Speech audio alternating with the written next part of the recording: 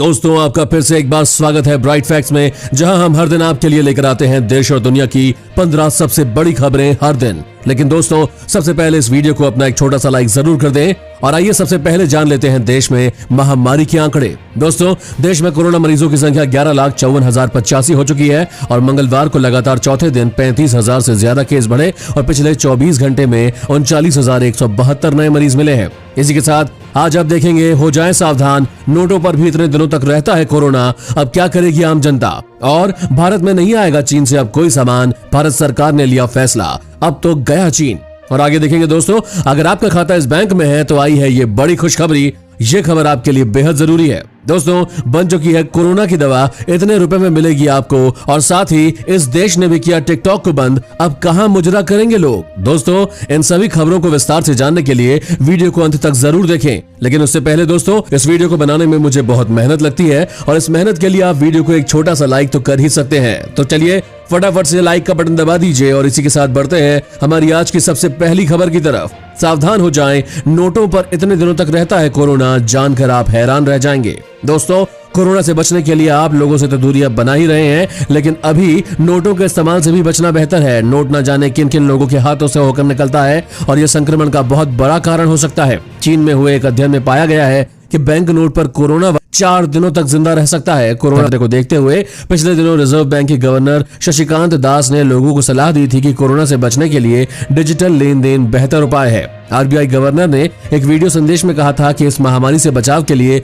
फिलहाल डिजिटल लेन देन करें। उन्होंने कहा, कोरोना वायरस की वजह से देश संकट के दौर से गुजर रहा है और ऐसे में लोग घर पर रहकर ही डिजिटल ट्रांजैक्शन करें। इसके लिए डेबिट कार्ड, क्रेडिट कार्ड और मोबाइल ऐप के जरिए लेन देन करें। और अब जानिए, चीनी सामान को पूरी तरह से रोकने के लिए पूरी तैयारी में है भारत सरकार। अब बनाया नया प्लान। दोस्तों, देश भर में चीनी सामान के खिलाफ प्रदर्शन होने के साथ ही मोदी सरकार भी आत्मनिर्भर भारत को बढ़ावा देने और चीनी प्रोडक्ट्स के इंपोर्ट पर रोक लगाने के लिए कई रणनीतियां तैयार कर रही है। मोदी सरकार ने चीनी निवेश और चीनी सामान के आयात पर धीरे धीरे शिकंजा कसना शुरू कर दिया है और इसके तहत अब सरकार चीन से आयात किए जाने वाले कई रोजमर्रा के सामानों पर भारी भरकम टैक्स लगाएगी, जो अगले 5 साल के लिए लागू रहेंगे। और इसके साथ सरकार ने चीन से आयात होने वाले प्रोडक्ट पर पूरी तरह पाबंदी लगाने के लिए इन्हें 2 कैटेगरी में बांटा है, जिस पर तेजी से काम किया जा रहा है। दोस्तों, क्या भारत में चीनी सामान बंद कर देना चाहिए? यस या नो में हमें अपना जवाब जरूर बताएं। दोस्तों, इस चैनल पर हम आपको देश और दुनिया भर की सबसे बड़ी खबरें सबसे पहले और हर दिन बताते हैं। अगर आपको भी ये खबरें अपने मोबाइल पर हर दिन चाहिए तो इस चैनल को नीचे दिए गए इस लाल बटन को दबाकर सब्सक्राइब कर दें और साथ ही साइड में दिए गए इस घंटी के बटन को दबाकर ऑल पर क्लिक कर दें। अब जानिए, बॉर्डर पर नजर रखने के लिए भारत ने निकाला एक नया तरीका, अब कोई नहीं बचेगा। दोस्तों, भारत द्वारा स्वदेशी रूप से विकसित एक ड्रोन को सेना द्वारा निगरानी बढ़ाने के लिए पूर्वी लद्दाख में तैनात किए जाने की संभावना है और सूत्रों ने ये जानकारी दी है। डीआरडीओ के एक अधिकारी ने बताया कि ड्रोन को जल्द ही सेना के लिए भेजा जाएगा। इससे ऊंचाई वाले क्षेत्रों में निगरानी के लिए बनाया गया है। सूत्रों ने बताया कि ड्रोन वास्तविक समय की वीडियो रिकॉर्डिंग प्रदान कर सकता है और इसमें रात को निगरानी की बहुत क्षमता है। उन्होंने बताया कि इसे पूर्वी लद्दाख में तैनात किए जाने की संभावना है और उन्होंने बताया कि इसकी तैनाती से उच्च ऊंचाई वाले क्षेत्रों और पहाड़ी इलाकों में निगरानी को बढ़ाया जा सकता है। जब ये पूछा गया कि सीमा के अन्य इलाकों में ड्रोन तैनात किया जा सकता है तो सूत्रों ने बताया कि सेना इस पर फैसला जल्द ही करेगी। इस वीडियो को देखते रहिएगा दोस्तों, क्योंकि आने वाला है भारत के बाद अब ये देश भी बंद करने जा रहा है टिकटॉक। चीन हो जाएगा पूरी तरह से बर्बाद। उससे पहले जानिए, बिहार का हुआ बुरा हाल, भारी बारिश से सब तबाह। दोस्तों, नेपाल और सीमावर्ती जिलों में भारी बारिश से बिहार में बाढ़ की स्थिति गंभीर होती जा रही है। गंडक नदी में इस साल का अब तक का सबसे अधिक 4,36,000 टन पानी छोड़ा गया है। वहीं कोसी नदी में वीरपुर बराज से सुबह 8 बजे 3,42,000 टन पानी छोड़ा गया। अधिक पानी आने के कारण नदी किनारे के निचले हिस्सों में बाढ़ की स्थिति उत्पन्न हो गई है। दोस्तों, लोगों को सुरक्षित स्थानों पर पहुंचाने का काम जारी है। जल संसाधन विभाग के सचिव संजीव हंस ने बताया कि विभाग के सभी इंजीनियरों को मुस्तैद कर दिया गया है।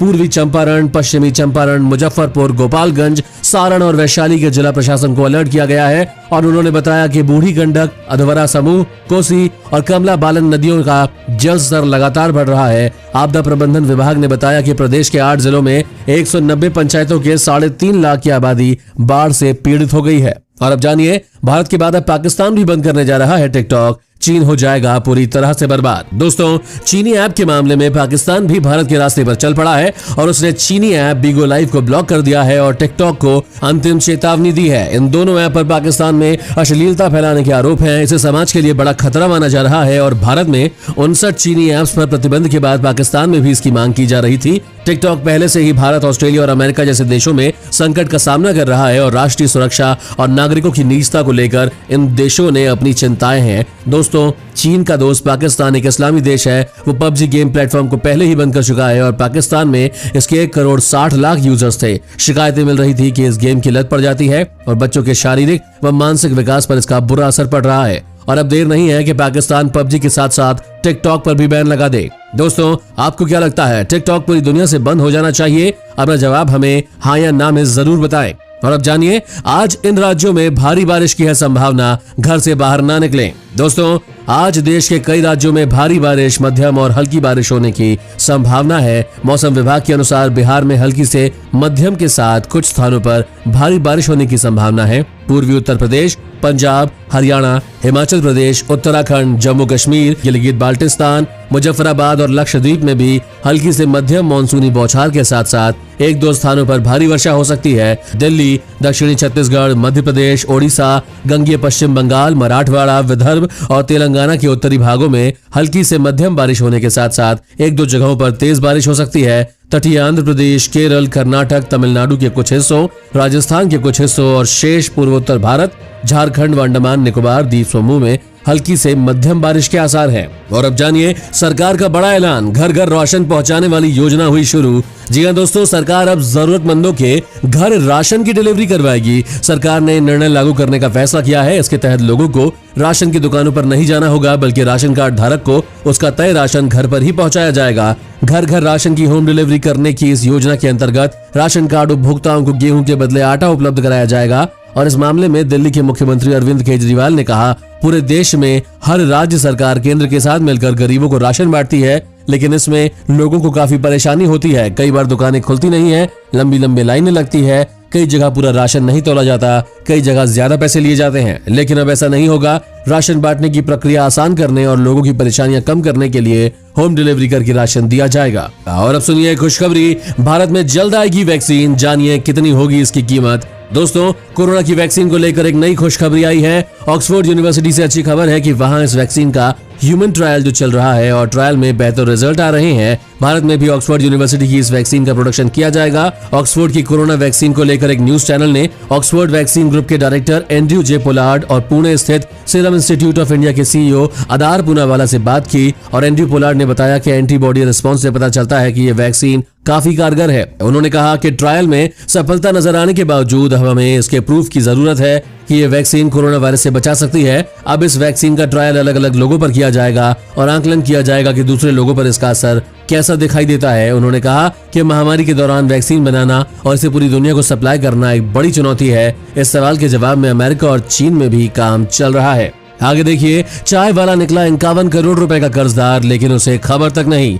दोस्तों, उससे पहले जानिए, हरिद्वार में हर की पौड़ी पर गिरी बिजली, हुआ भारी नुकसान। दोस्तों, उत्तराखंड में भारी बारिश ने कहर बरपा रखा है। हरिद्वार में बीती रात हुई तेज बारिश के साथ गिरी आकाशीय बिजली से हर की पौड़ी ब्रह्म कुंड के पास ट्रांसफार्मर समेत एक दीवार ध्वस्त हो गई। इस घटना के बाद आसपास के क्षेत्र की बिजली बंद हो गई। हालांकि घटना के वक्त आसपास किसी के न होने के कारण किसी की जान को कोई नुकसान नहीं हुआ है। पुलिस प्रशासन और श्री गंगा सभा के सेवादारों ने आसपास बैरिकेडिंग लगाकर श्रद्धालुओं का हर की पौड़ी ब्रह्म कुंड पर जाना रोककर क्षेत्र में फैले मलबे को हटाने का काम शुरू कर दिया है। इससे पहले भी रविवार आधी रात को पिथौरागढ़ से करीब 90 किलोमीटर दूर स्थित बांगापानी तहसील के 2 गांव में बादल फटने से भारी तबाही मची थी। चलते हैं अगली खबर की तरफ। अब भारी भरकम हेलमेट से मिलेगा छुटकारा, 4 सितंबर से लागू होगा ये नया नियम। दोस्तों, साल 2018 में ब्यूरो ऑफ इंडियन स्टैंडर्ड्स यानी कि BIS ने बिना ISI प्रमाणित हेलमेट की बिक्री पर रोक लगाने के लिए एक प्रस्ताव पेश किया था। ये एक बेहतरीन निर्णय था कि गैर प्रमाणित हेलमेट्स कितने खतरनाक होते हैं। हालांकि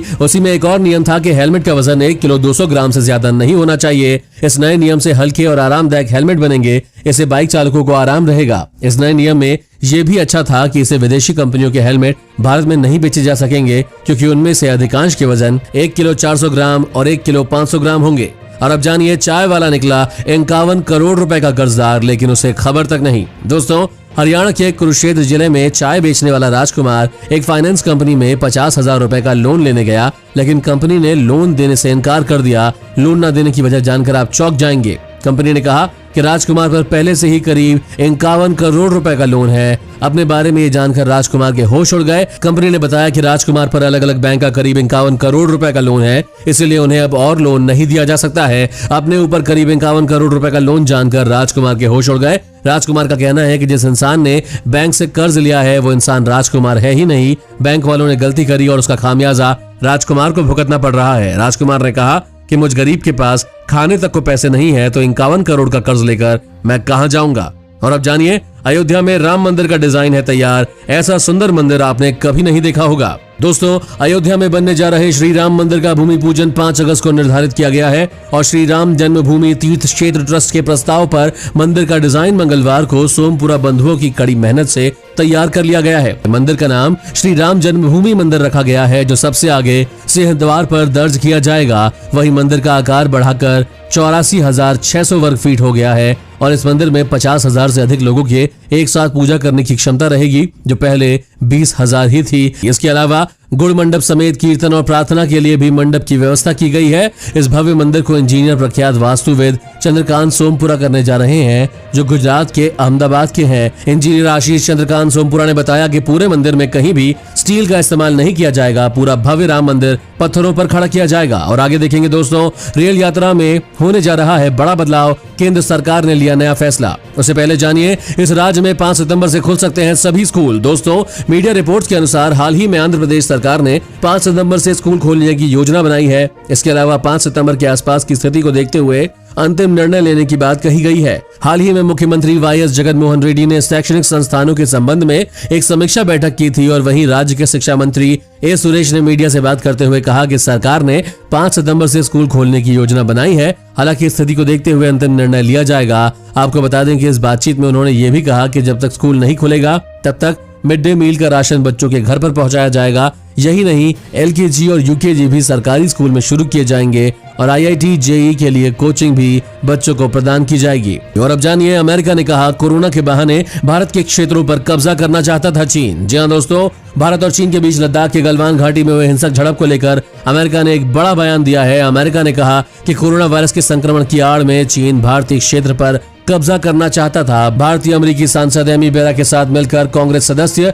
स्टीव शेबेट ने एनडीए संशोधन सोमवार को पेश किया। इसमें कहा गया है कि भारत और चीन को एलएसी के पास तनाव कम करने के लिए काम करना चाहिए। भारत और चीन की सेना के बीच पूर्व लद्दाख में एलएसी के पास कई इलाकों में 5 मई से गतिरोध जारी है। आपको बता दें, द्विपक्षीय संशोधन में भारत चीन सीमा पर गलवान घाटी में भारत के खिलाफ चीन की आक्रामकता पर विरोध जताया गया है और चीन की बढ़ती क्षेत्रीय दबंगाई के प्रति अपनी चिंता उन्होंने व्यक्त की है। इसमें कहा गया है कि चीन ने कोरोना वायरस की तरफ ध्यान बटाकर भारत के क्षेत्र पर कब्जा करने की कोशिश के साथ ही दक्षिण चीनी सागर में अपना क्षेत्रीय दबदबा मजबूत करने की कोशिश की है। और अब जानिए, रेल यात्रा में होने जा रहा है बड़ा बदलाव। केंद्र सरकार ने लिया ये नया फैसला। दोस्तों, केंद्र सरकार ने रेलवे में निजीकरण को बढ़ावा देने के लिए एक बड़ा फैसला लिया है। रेल मंत्रालय ने 109 जोड़ी प्राइवेट ट्रेनें चलाने के लिए रिक्वेस्ट फॉर क्वालिफिकेशन मांगा है और सरकार का कहना है कि इससे रेलवे में निवेश बढ़ेगा और यात्रियों को बेहतर सुविधाएं मिलेंगी। ये प्राइवेट ट्रेनें कब से चलेंगी, इसको लेकर मीडिया में अलग अलग तरह की खबरें चल रही थी, जिस पर विराम लगाते हुए रेलवे ने साफ कर दिया है कि ये